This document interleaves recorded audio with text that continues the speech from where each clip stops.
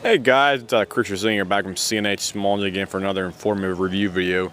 This one is designed for what we want to call a do not do video, as I can probably maybe as plainly describe it. The guy brought his lawnmower over here for a typical tune-up and stuff like that, and claiming it was lacking a little bit of power. And we checked the thing out over here, and because we always check it out before we actually do the tune-up over anyway, so we checked it out over here, and this thing's about five and a half years old because it was made back in early 2011. It's the Lawn Boy 20-inch self-propelled with the newer Kohler smart choke. We want to call it. It's called Kohler Courage. It's their lower end of the Kohler Courage line because they make two different lines. They make the one for the small lawnmowers, as this one is right here, and they make the bigger ones for the bigger tractors, like a single cylinder. I think about a 1920 horsepower one with the twin cams on top of the engine that we had over here that had multiple problems with it because they're cheap design. Well, apparently this guy right here, either somebody in his family or him personally, I really didn't want to call him out on because I don't want to get blamed for stuff like that. You just try to say as plainly as possible. Somebody really effed up the threads on here for the actual spark plug. And I want to show you what the OEM spark plug is supposed to look like here. This is a spark plug we took out of the machine right here. Let me show you for comparison. This is the plug he got right here in front of me right here.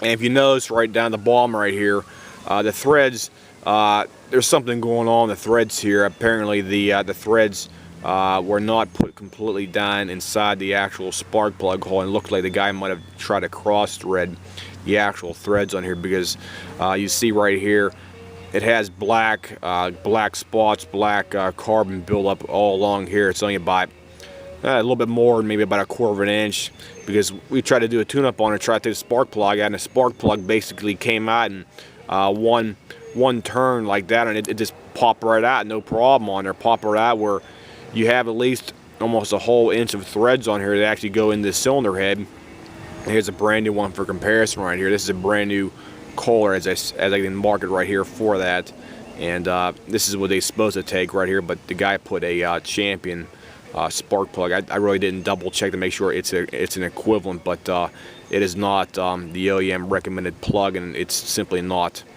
working properly enough for that. And I'll even show you what the actual hole looks like. There's a hole right now on here. As I said before, it was only in there about a quarter of the way.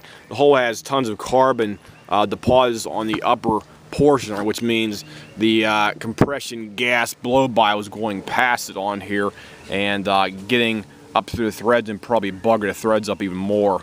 So there's what it looks like right down there. You can see the carbon. Let me see this thing out of the way better here. This thing's gonna be a pain in the ass if I can do it right. Here we go. There we go. Okay. You can see that better now right there, guys. See that carbon? It's right on the top, and I'd say about a 12 o'clock position, which means this thing has been running for like this for quite some time. And you can even see down on the actual threads, the threads are kind of fucked up down there. I don't like saying that, but that's the case right here for that. And this machine, let me give you a picture on here. They had a manufacturer 2011. That's what it has on their overhead valve engine. And so you can get a better picture of those threads, what they actually look like down here. Sorry about the picture, but I can't really make it any clearer than that, guys. Sorry about that. That's about as good as it's going to get. This thing is going to need a new cylinder head, unfortunately. And this thing's only about 5 years old, and because of that, it's probably not going to be worth repairing this machine right here. Sorry to say that, but the cylinder head itself is about $70 on here, plus anytime you do that, you gotta put a new valve train in there as well too, because I do the job completely and thoroughly over. I don't try to do some kind of a half-ass repair. So it's basically what you do is you buy the cylinder head by itself. It's a bare cylinder head.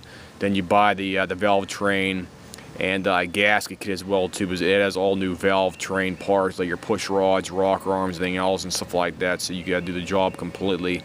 And you also get the new intake and exhaust gasket, because anytime you disturb gaskets on these machines, whether it be a head gasket, a valve cover gasket, exhaust gasket, or the intake manifold gasket, you have to replace them all for that. You need to take the exhaust side off, you got to take the inside off, take the carburetor out of there, you got to take the top of the top shroud of the engine off as well too. It's going to take probably about, I'd say probably 2 hours start to finish at least to do this kind of job right here. And just by parts wise, he's looking at about $150 in the actual parts, not including tax, shipping, handling, and stuff like that. Labor is going to be probably about another about 100, 115, 120 bucks right there for that. So the whole job probably going to be close to about 240, 250 bucks right there for that. And brand new machines of the same type right here. I was pricing them online here a couple minutes ago before I made this video. They're about $279. So personally, it's not going to be cost effective to repair this machine because of this one defect problem runner for that. I tell customers anytime the price gets to up about half of what it worth. So say if you bought a machine for about $300, I'd say it'd be okay to put in up to half of what that is, about like 150 bucks on a major repair. Anything over that, it's not going to be really cost effective to do that repair charge for it. So if anybody has any questions, comments, whatnot, call me back here, email me. Thanks, guys.